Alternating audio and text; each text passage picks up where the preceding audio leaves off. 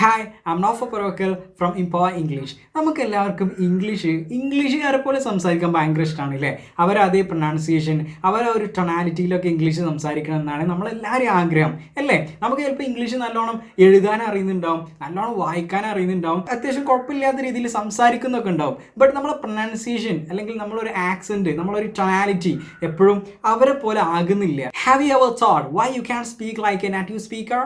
നിങ്ങൾ എപ്പോഴെങ്കിലും ഒരു ഇംഗ്ലീഷുകാരനെ പോലെ എന്തുകൊണ്ട് എനിക്ക് ഇംഗ്ലീഷ് സംസാരിക്കാൻ കഴിയുന്നില്ല എന്ന് ചിന്തിച്ച് നോക്കിയിട്ടുണ്ടോ? ഇത് നിങ്ങളെ കുഴപ്പമില്ല കേട്ടോ. നമ്മളൊക്കെ ഇംഗ്ലീഷ് പഠിച്ച് ആ ഒരു രീതി ഇല്ലേ, അതിൻ്റെ കുഴപ്പമാണ്. നമ്മൾ എന്താണ് ചെയ്തത്? നമ്മൾ മലയാളം എങ്ങനെയാണ് പഠിച്ചത്? നമ്മൾ ആദ്യം അക്ഷരമാലകൾ പഠിക്കും അല്ലേ? അങ്ങനെ ഫുള്ള് പഠിക്കും. എന്നിട്ട് അതെങ്ങനെ വായിക്കാൻ പഠിക്കുക? അത് ഓരോ ലെറ്റേഴ്സും കമ്പൈൻ ചെയ്യും, അതിങ്ങനെ കൂട്ടി വായിക്കൂലേ? ഇപ്പോൾ ആ അമ്മ ആണെങ്കിൽ അമ്മ, അങ്ങനെ അത് കൂട്ടി വായിക്കുകയാണ് ചെയ്യുക അല്ലേ? ഇനി എങ്ങനെ നമ്മൾ ഇംഗ്ലീഷ് പഠിച്ചത്? ഇംഗ്ലീഷ് നമ്മൾ എന്ത് ചെയ്യുക? ആദ്യം ആൽഫബറ്റ് പഠിച്ചു അല്ലേ? ഇംഗ്ലീഷ് ആൽഫബറ്റിൽ 26 ലെറ്റേഴ്സ് ആണുള്ളത് അല്ലേ? 26 ലെറ്റേഴ്സ്. ബട്ട് അതിന് 44 സൗണ്ട്സും ഉണ്ട്. 26 ലെറ്റേഴ്സും 44 സൗണ്ട്സും ഉണ്ട്. അവിടെയാണ് ഇംഗ്ലീഷും മലയാളവും തമ്മിലുള്ള വ്യത്യാസം.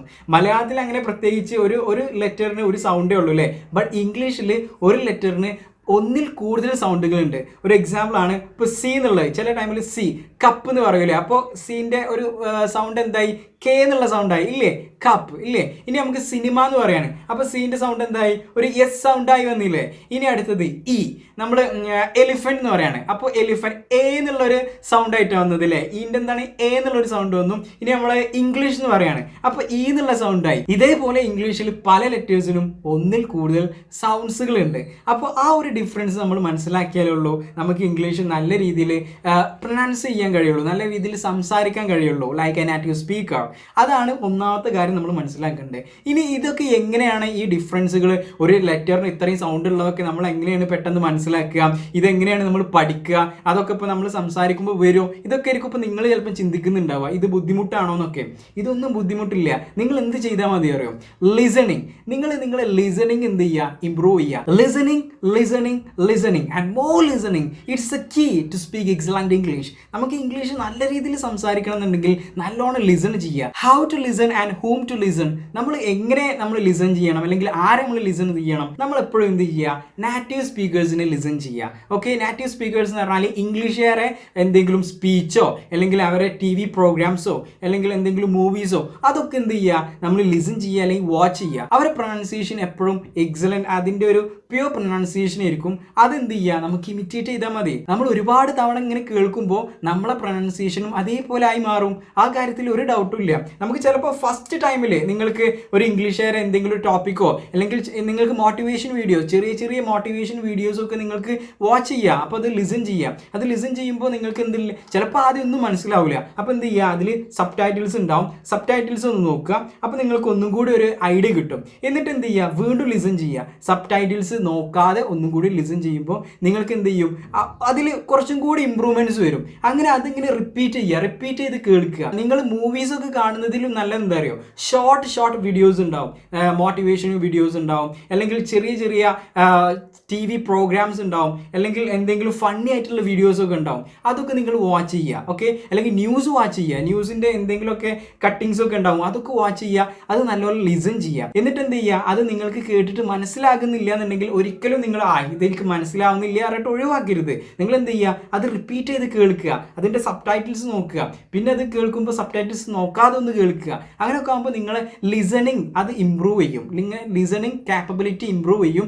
നിങ്ങൾക്ക് എന്താ, നിങ്ങൾ അറിയാതെ തന്നെ നിങ്ങളെ പ്രൊനൗൺസിയേഷനിലും മാറ്റങ്ങൾ വന്ന് തുടങ്ങും.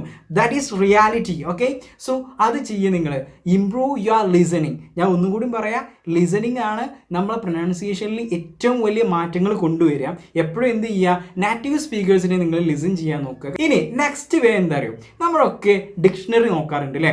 നമ്മളൊരു ഒരു ബുക്ക് ഇങ്ങനെ വായിക്കുകയാണ്, അപ്പോൾ പുതിയൊരു വേർഡ് കണ്ടു, അപ്പോൾ നമ്മൾ എന്ത് ചെയ്യും? അത് ഡിക്ഷണറി നോക്കും അല്ലേ? ഇപ്പോൾ നമ്മൾ മലയാളം ആണെങ്കിൽ ഇംഗ്ലീഷ് മലയാളം ഡിക്ഷണറിയെ നോക്കുക. എന്നിട്ട് ഇപ്പോൾ വോണ്ട് എന്നുള്ളതാണ് നിങ്ങൾ ഇങ്ങനെ വായിക്കുമ്പോൾ കണ്ടു, അപ്പോൾ അതിൻ്റെ മീനിങ് നോക്കുകയാണ്. വോണ്ട്, ഇപ്പോൾ മീനിങ് കണ്ടു. പിന്നെ നിങ്ങൾ എന്ത് ചെയ്യും? അത് കമ്പൈൻ ചെയ്ത് ആ ലെറ്റേഴ്സ് കമ്പൈൻ ചെയ്ത് വായിക്കും ഇല്ലേ? വോണ്ട്, WANT ആണ്. അപ്പോൾ എന്താ വോണ്ട്, നിങ്ങളത് വായിച്ചു വോണ്ട്. ഓക്കെ, ബട്ട് അതിൻ്റെ പ്രൊനൗൺസിയേഷൻ നിങ്ങൾ നോക്കാറില്ല. ഒട്ടുമിക്ക ആളുകളും നോക്കൂല, അതിൻ്റെ ആ ഒരു വേർഡ് ആരും ലിസൺ ചെയ്ത് നോക്കൂല. നിങ്ങൾ എന്ത് ചെയ്യണം, അത് ലിസൺ ചെയ്യണം, അതിൻ്റെ പ്രൊനൗൺസിയേഷൻ നോക്കണം. ഇപ്പോൾ വോണ്ട് എന്നുള്ളതിൻ്റെ പ്രൊനൗൺസിയേഷൻ വോണ്ട് എന്നാണ്, WO ആണ് അതിൻ്റെ പ്രൊനൗൺസിയേഷൻ വരിക, WO want. I want a mobile phone, അങ്ങനെയൊക്കെ നമുക്ക് പറയാം. ഐ വോണ്ട് WO ആണ് വരിക. അപ്പോൾ നമ്മളെന്താ അത് ശ്രദ്ധിക്കുന്നില്ല. അപ്പോൾ നിങ്ങൾ എപ്പോഴും ഒരു ഡിക്ഷണറി നോക്കുമ്പോൾ അതിൻ്റെ നമ്മൾ ചില ഡിക്ഷണറിയിലൊക്കെ ഓഡിയോ ഉണ്ടാവും അല്ലേ, ആ ഓഡിയോ നിങ്ങൾ എന്ത് ചെയ്യുക, അത് ലിസൺ ചെയ്യുക. ഇപ്പോൾ നെക്സ്റ്റ് ഒരു കാര്യം പറയുകയാണെങ്കിൽ ബ്രേക്ക്ഫാസ്റ്റ് നമ്മൾ എന്ത് ചെയ്യും, ഇപ്പോൾ ഒരു ഡിക്ഷണറിയിൽ നോക്കുമ്പോൾ ബ്രേക്ക്ഫാസ്റ്റ് നമ്മൾ അങ്ങനെ വായിക്കുക ബ്രേക്ക്ഫാസ്റ്റ്, കാരണം നമ്മൾ എന്ത് ചെയ്യും, ഓരോ ലെറ്റേഴ്സും കമ്പൈൻ ചെയ്താണ്ട് വായിക്കും. ബട്ട് അതിൻ്റെ പ്രൊനൗൺസിയേഷൻ എന്താ, ബ്രേക്ക്ഫാസ്റ്റ് എന്നാണ്. Breakfast, I am having my breakfast എന്ന് പറയാം, ഒരിക്കലും ബ്രേക്ക്ഫാസ്റ്റ് ഒന്നുമില്ല. അപ്പോൾ നമ്മൾ എന്ത് ചെയ്യുക, ഡിക്ഷണറി നോക്കുമ്പോൾ എപ്പോഴും അതിൻ്റെ പ്രൊനൗൺസിയേഷനുള്ള ഡിക്ഷണറി നോക്കുക, അത് ലിസൺ ചെയ്യുക, എന്നിട്ട് കൺഫേം ചെയ്യുക, എന്നിട്ട് എന്ത് ചെയ്യുക, അത് അതേപോലെ സംസാരിക്കാൻ ശ്രമിക്കുക. ഓക്കെ, ഒരിക്കലും നിങ്ങൾ ഗസ് ചെയ്തിട്ട് വായിക്കരുത്. ഓക്കെ, എപ്പോഴും ഏതൊരു വേർഡിൻ്റെ, ഇപ്പോൾ നിങ്ങൾക്ക് അറിയുന്നതായിക്കോട്ടെ അറിയാത്തതായിക്കോട്ടെ, എപ്പോഴും എന്ത് ചെയ്യുക, അതിൻ്റെ പ്രൊനൗൺസിയേഷൻ ഓക്കെ ഇത് ഞാൻ പറയുന്നതല്ലേ എന്നുള്ളതൊക്കെ ഒന്ന് ചെക്ക് ചെയ്യുക. അങ്ങനെയൊക്കെ ആകുമ്പോൾ നിങ്ങളെ ഇംഗ്ലീഷ് കമ്മ്യൂണിക്കേഷനിൽ ഒരുപാട് മാറ്റങ്ങൾ കൊണ്ടുവരാൻ സാധിക്കും. സോ അപ്പോൾ നമ്മൾ എന്തൊക്കെ പറഞ്ഞു, ഒന്ന് നിങ്ങൾ എന്ത് ചെയ്യുക, നാറ്റീവ് സ്പീക്കേഴ്സിനെ ലിസൺ ചെയ്യാം, നിങ്ങളെ ലിസണിങ് ഇമ്പ്രൂവ് ചെയ്യുക. ലിസണിങ് ഇമ്പ്രൂവ് ചെയ്യുമ്പോഴുള്ളൂ നിങ്ങളെ പ്രൊനൗൺസിയേഷൻ, നിങ്ങളെ ആക്സെൻറ്റ് കാര്യങ്ങളൊക്കെ ഇമ്പ്രൂവ് ചെയ്യുക. പിന്നെന്താ, നിങ്ങൾ ഡിക്ഷണറി നോക്കുമ്പോൾ എന്ത് ചെയ്യുക, അതിൻ്റെ പ്രൊനൗൺസിയേഷൻ അതൊന്ന് ആ ഒരു വേർഡ് ലിസൺ ചെയ്യുക.